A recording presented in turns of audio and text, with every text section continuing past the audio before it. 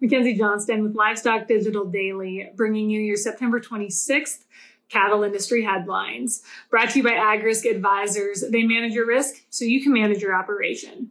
With over 20 years of experience, AgRisk Advisors offers honest and transparent advice. They offer insurance solutions that help you minimize risk and maximize profitability for your farming and ranching operations.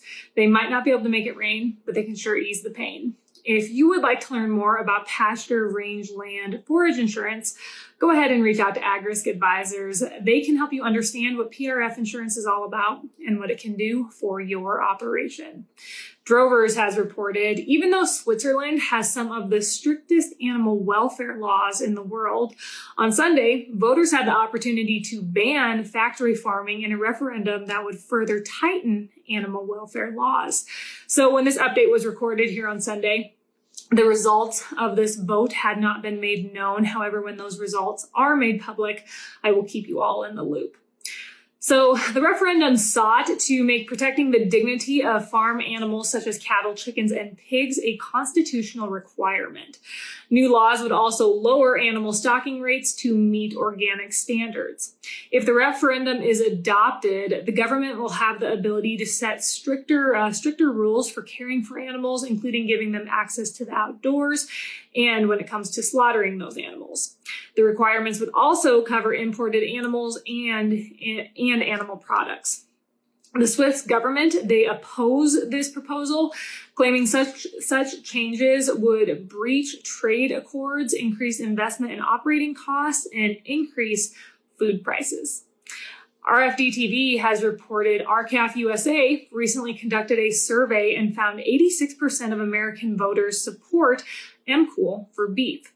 90% of those polled are concerned that foreign importers of beef can legally put a product of USA sticker on a package of meat that was born, raised, and harvested outside of the U.S. 77% of voters believe it is important that the beef they purchase originates from the U.S.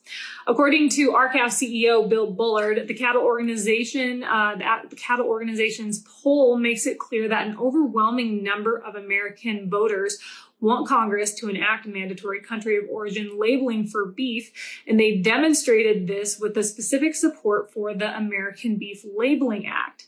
Bullard hopes that this poll will encourage co-sponsors of the legislation. Today's cattle market highlights are brought to you by Circle 5 Cow School. If you want to learn how to preg check your own cows or start AIing, Circle 5 Cow School is definitely the way to go. Almost every week, they're hosting classes somewhere between Texas and Tennessee. Here on October 4th and 5th, they're going to be hosting a school down in Ringling, Oklahoma.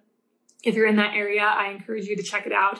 Otherwise, head on over to their website to check out their full schedule, www.circle5cowschool.com. That is the number 5 in there, or you can go ahead and just give them a follow on Facebook.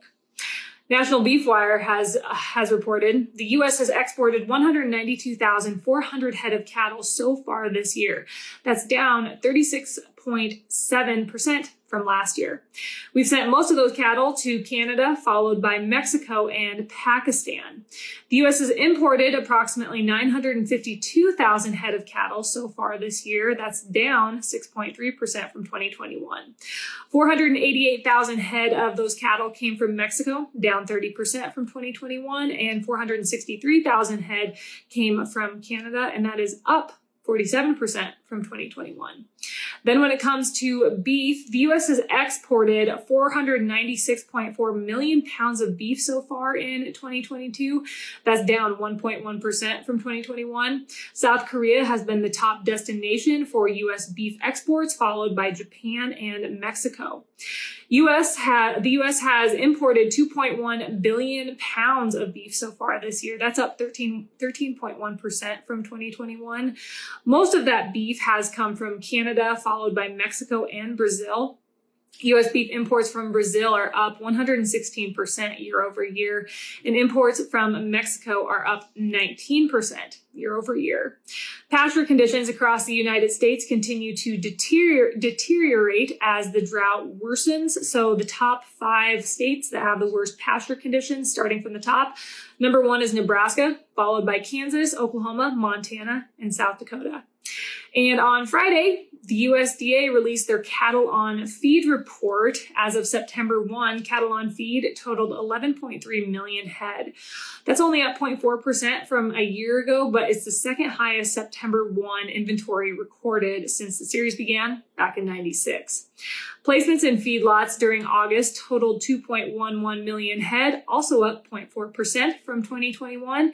And marketings of fed cattle during August totaled 2 million head, and that is up 6% from 2021. That is all I have for you guys today. I hope you all had a great weekend. I hope you all had the opportunity to enjoy this cooler fall weather that we are having right now. You guys have yourself a great day, and I will catch you here on Wednesday morning.